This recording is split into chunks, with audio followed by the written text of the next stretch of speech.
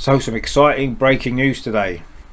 No, it's not transfers, it's not new contracts for strikers, it's a new away kit and the fixtures have been released. How exciting.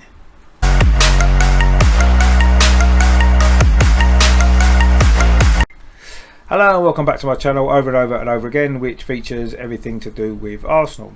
In this video I'm just going to talk about the release of the new away kit, which of course Arsenal have released details of this morning, and also of course the new fixtures for the Premier League season, which have come out today as well. Before I get into all that though, I just really want to ask if you've all subscribed to the channel yet. If you haven't, please do so. Please like, share and subscribe. I am trying to grow the channel with some different Arsenal content and doing some different bits and pieces, so please say subscribe to the channel, click the bell as well to get notifications when I release a new video. There's my first live show tonight, of course, at 7 o'clock, where I'm going to be speaking to former Arsenal player Mark Flatt, so please tune into that. There's going to be some more live stuff coming up as well, with some different guests and stuff like that, and also as well just some general videos about Arsenal, the history of the club, obviously current stuff that's going on as well. So I say please subscribe to the channel to help me grow it. That would be really much appreciated. So I say the club today released this new away kit, haven't they? The white sort of marble looking one with the red kind of splashes on it. I know it took a lot of criticism when the images were first released a few weeks ago, but I've got to be honest, I actually quite like it. What I like most about it is the fact that it reflects the history of the club, doesn't it, with the marble halls and all that kind of stuff. So I think it's okay. It's not my favourite ever away kit that we've had, I've got to be honest, but I think it's alright. If you haven't seen the video yet that Arsenal released on it, it's on arsenal.com. It's a really good video, actually, really well put together, and it's got a great little cameo from Ray Parlour at the end, which I'm sure you'll enjoy, which I thought was quite funny. So well played to the club for that. I'm not really one of these people that believe we should have a yellow away kit every season. You know, yellow away kits are nice, and of course historically we've won a few trophies wearing the yellow kit, haven't we? I mean, Anfield '89 of course being probably the most famous, but I've got no issue with what colour the away shirt is. As you can see, I've got a couple of blue ones in the background there. We're getting a new blue third kit this year apparently as well, which I think could be quite nice. I just like it if it's a nice kit. To me, as long as the home kit's red with white sleeves, that's our colours. The away kit isn't quite so important really. I just like, if it's a nice kit, it's a nice kit, isn't it? What I don't like is the fact that we now are releasing 3 new kits every single year, aren't we? A first home kit, a second kit and a third kit, and I just don't like the fact that the kits don't really last very long now, do they? I mean, I can remember in the old days going back where you'd have a kit for a few years, wouldn't you? In fact, clubs rarely changed the kits, and we certainly didn't, unless you maybe had a new sponsor or a new kit manufacturer. There was no reason to keep changing them every year. I remember, of course, as well in the days where we used to laugh at Man United fans, didn't we, for having to buy 3 kits every year when they kept changing them all the time. And unfortunately now everybody's ended up going the same way, and we're doing exactly the same. And I preferred it maybe a few years ago when we'd sort of release a new home and away kit on a yearly basis. So one year we'd change a home kit, the next year we'd change the away kit and that kind of stuff. So each kit lasted for 2 years. I kind of liked that system. I thought it was good. And it meant each kit you got good use out of it really, didn't you? Whereas now, you know, the kits are just going to end up hanging up in the background or stuck away in a cupboard and stuff like that, or you just wear them when you're playing five-a-side or something like that. You know what I mean? And I don't know, I just think the kit we should go back to the 2-year cycle for each kit really. That's just my opinion. But I say let me know in the comments what you think about this new away kit.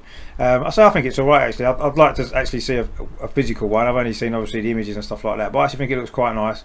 It looked quite nice on Hector Bellerin in the pictures I've seen, so but I suppose most things look nice on Hector Bellerin, don't they, especially since he's got his hair cut. So yeah, I quite like it, but let me know what you think in the comments, and you know, whether or not it's something you're going to be buying or not, or whether you're going to wait for the release of the third kit and see what that's like. I say that one maybe appeals a little bit more to me, because I do like a blue kit. The other thing, of course, today was the release of the fixtures for the new season. Now, I've never been one of these people to get too excited about the release of the fixtures. I know that we're going to play 19 home games and 19 away games, and the order that we play them in, isn't necessarily that important. The only thing that I liked about getting the fixtures was the opportunity to plan all your away days for the season. You know, people like myself, and I'm sure most of you guys, you plan we plan our lives, don't we, around the fixtures and when we go into these games and stuff like that. And then of course Sky come along and BT come along and mess up your plans by moving Sheffield United away to a Monday night or something like that, you know, which means then you then got to take holiday from work and all kinds of other stuff. So but this year in particular, you look at the fixtures and it's like, I don't really care. The reason why I don't care is because we can't go to the games. And this has sort of maybe really brought it home this year, because it's the first sort of fixture release when that's been the case, hasn't it? Because it's an unusual situation that we're in, and you know, it's what's really upset me more about it this year is that we've got 4 really good or potentially good away days in the first sort of part of the season. You know, with Liverpool, Man City, Man United, and Leeds, 4 really great away games they would have been, and of course we're not going to be able to go to them. And there's a possibility that maybe fans will be allowed in the stadiums a bit later on in the season, but there's talk that there's probably not going to be away fans in all season. So just really gutted about that. To me, that's what football's all about, being at the stadium, isn't it? Going to the games, meeting up with all fellow fans, and you know, just the whole day out and stuff like that, isn't it? And to know that we're not going to be able to do that probably for the whole season is just so deflating, isn't it? It almost makes me feel that why are they even bothering to start the season? I can understand why they finished last season with everything at stake. I suppose I didn't really necessarily agree with the season restarting without fans. I just thought it's a waste of time. They should have just maybe avoided it all. But I understood why they maybe had to finish it. But they don't really have to start this new season, do they? Certainly not until the point where we can get fans in the stadium. And if that was going to be before Christmas, if it was going to be in the new year, whenever it was, start the season then. Wait till we can get fans in. To me, it's, you know, if you're going to start the season with no fans, and halfway through you're going to have fans in, it's again going to create a different atmosphere to the season, like it did with the season just gone. You know, it's almost 2 different seasons. It's going to be the same again this year, and I don't see the point of it personally. I would have waited. I know it's not as simple as that. There's a lot of other stuff involved, such as the Euros next summer and all this kind of stuff. But to me, fans are more important. Getting fans in the stadium is more important, and we should have waited, I believe, until that could have happened. So I've looked at the fixtures, and it's like, it really brings it home. It really sort of it makes me sad anyway, that all these great away games, all these great fixtures that we're not going to be able to go to. And it's just horrible, really. So that's my thoughts on that. Please let me know how you feel about the fixtures.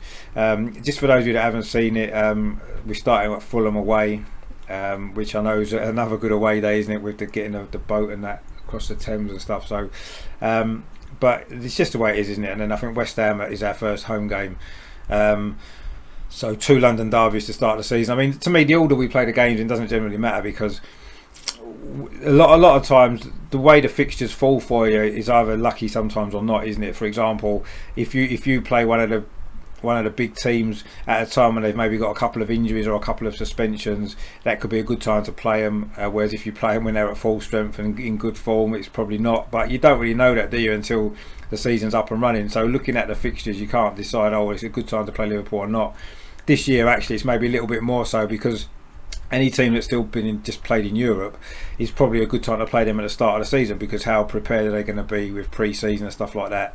We might have a bit of an advantage. You know, we are playing Liverpool early on, we play Man City early on, so we'll see how that works out. It could end up being good for us, but I can't be too excited about that, which is a shame really, because this could be a really big season for Arsenal. You know, what Arteta's done in such a short space of time, winning the FA Cup. There's positive transfer activity in the pipeline apparently. Just talking about it actually briefly, I am hearing that Gabriel, the Brazilian defender, has apparently agreed to join Arsenal on a 5-year contract. Nothing's been confirmed yet. This is just what's the rumours, if you like, that's going around, and also that we're going to be released in the Thomas Partey release clause. We're going to be paying that next week as well to get him. So if both of them are true, then this has been a good transfer window, hasn't it? I say it's just a shame that when the season starts we're not going to be able to be there to just to watch the team really. What's looking to be building an exciting team as well, isn't it? So it makes it even more of a shame for me. But anyway, there you go. Let me know in the comments what you think about that, how you feel about the fixtures, where you feel about the fact that we've got the potential of facing a whole full season of maybe 50 odd games, whatever, in all competitions with no fans at all in any of them. I mean, that just depresses the hell out of me. Let me know what you think though, because you know there might be some people that don't mind it, and I'm sure there will be, but from my point of view, no, it's not for me, I'm afraid. So that's this video for now. Obviously tune in tonight from 7 o'clock for my first live show with Mark Flats. It's going to be really exciting. As I said before, please like, share and subscribe to the channel as I am trying to grow it, and watch out for new videos coming soon. I say please tune in tonight from 7 for my first live show, but in the meantime, of course, as always, come on you Gunners.